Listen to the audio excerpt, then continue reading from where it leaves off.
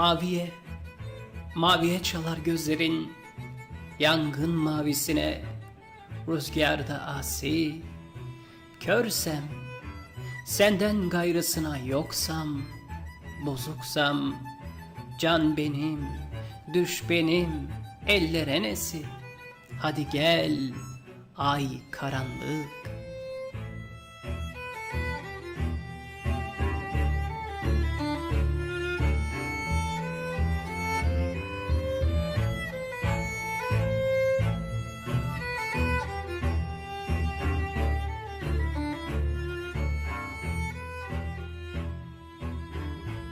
İtten aç, yılandan çıplak, vurgun ve bela gelip durmuşsam kapına.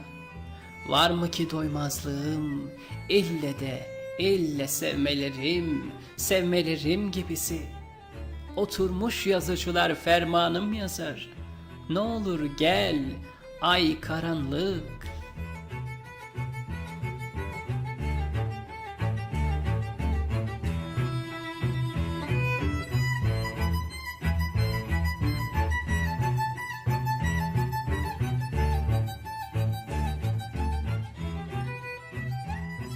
4 yanım puşt zulası, dost yüzlü, dost gülücüklü, cigaramdan yanar alnım öperler, suskun, hayın çıyansı.